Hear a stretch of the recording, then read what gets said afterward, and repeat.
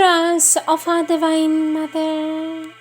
Our Divine Mother says, "Oh, to see no longer the appearances which change incessantly, to contemplate only the Divine's immutable oneness in everything and everywhere. With love and blessings," says our Divine Mother.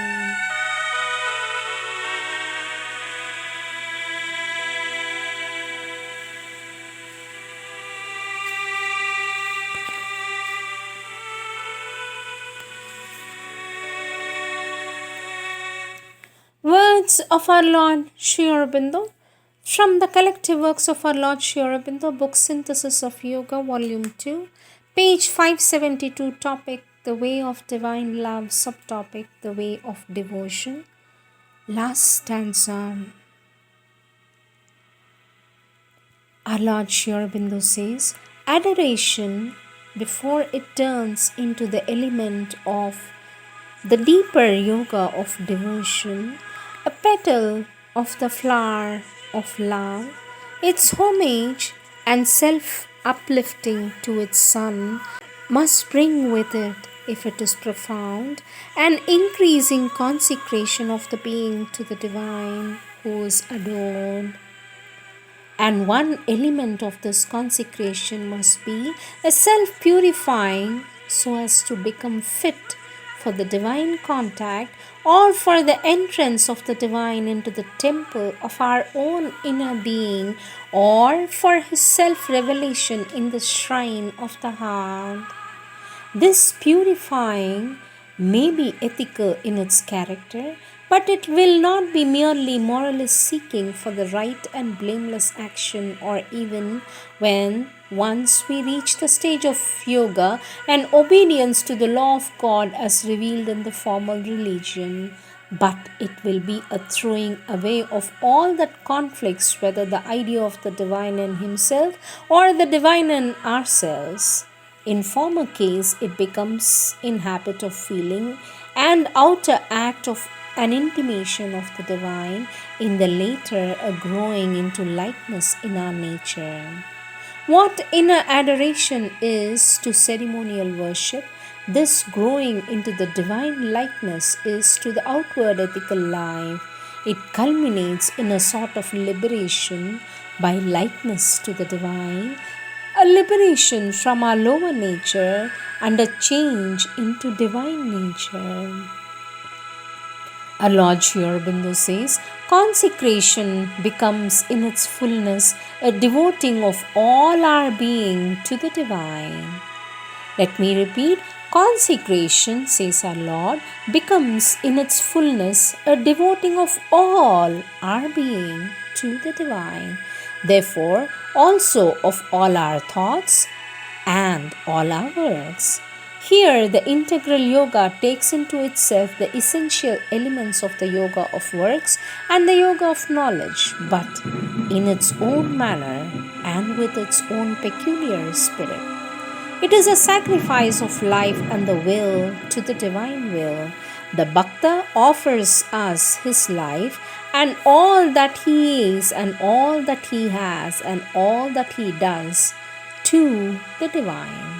This surrender may take the ascetic form, as when he leaves the ordinary life of men and devotes his days solely to prayer and praise and worship, or to ecstatic meditation, gives up his personal possessions, becomes the monk or the mendicant whose only one and only possession is the divine, gives up all actions in life except those only which help or belong to the communion with the divine and communion with other devotees, or at most keeps the doing from the secure fortress of the ascetic life of those services to men which seem peculiarly the outflowing of the divine nature of love, compassion, and good. But there is the wider self-consecration proper to any integral yoga, which, accepting the fullness of life and the world in its sincerity as the play of the divine, offers the whole being into his possession. It is a holding of all one is and has as belonging to Him only and not to ourselves, and a doing of all works as an offering to Him. By this comes the complete active consecration of both the inner and outer life, the unmutilated self giving. Our Lord Sri Aurobindo says, there is also the consecration of the thoughts to the divine.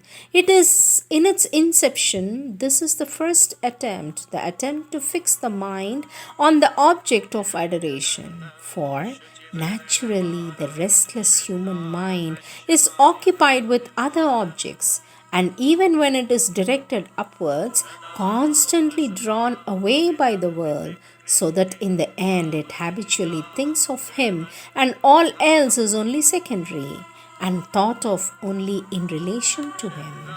This is done often with an aid of a physical image, or intimately and characteristically of a mantra or a divine name through which the divine being is realized.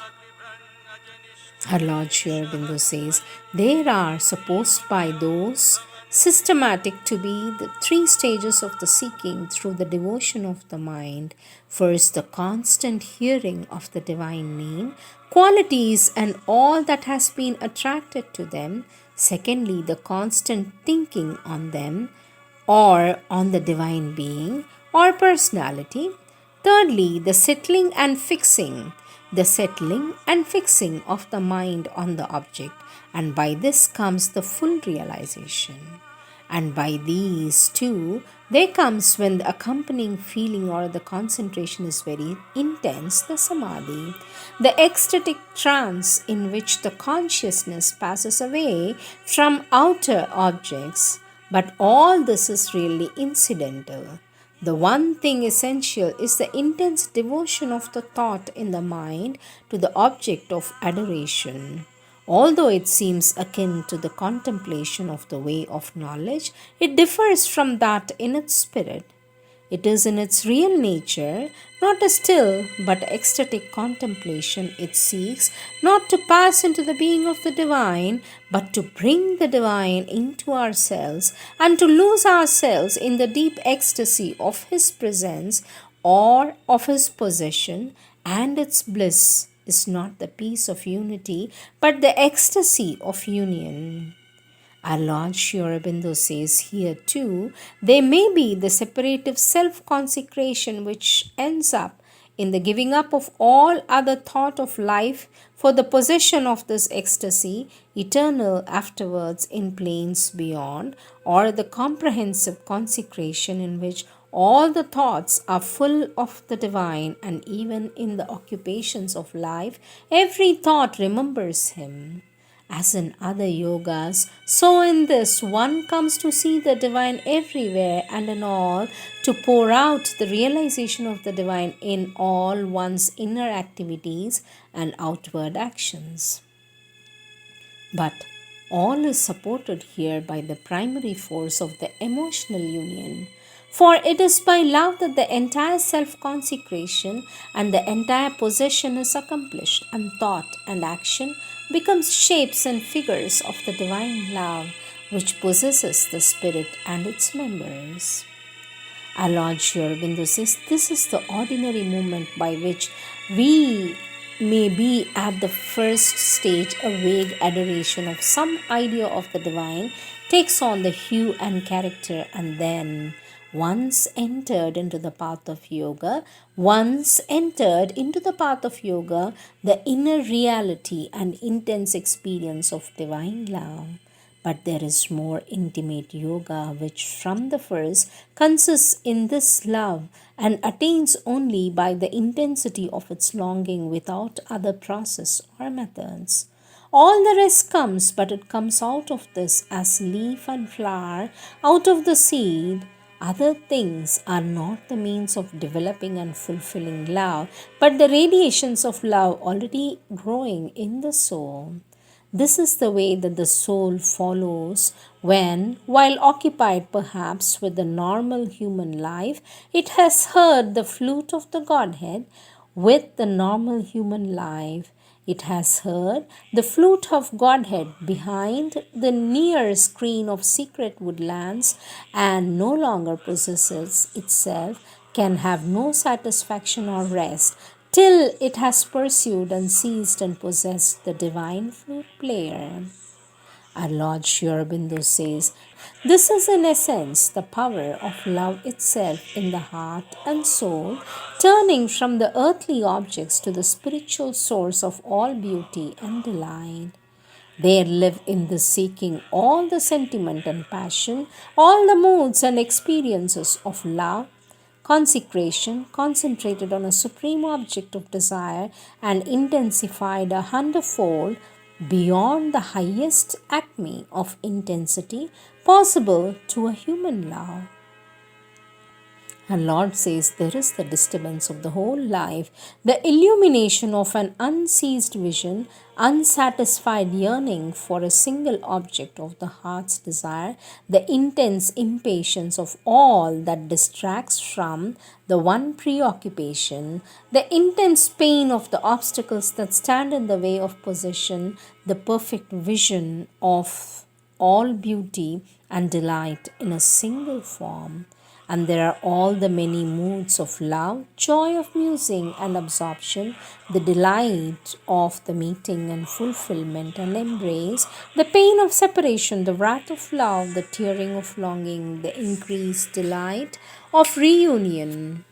Our Lord says the heart is the scene of the supreme idly of the inner consciousness, but a heart which undergoes increasingly an intense spiritual change and becomes the radiantly unfolding lotus of the Spirit. And as the intensity of its seeking is beyond the highest power of the normal human emotions, so also the delight and the final ecstasy are beyond the reach of the imagination and beyond expression by speech. For this is the delight of the Godhead that passes human understanding, says our Lord Sri Aurobindo.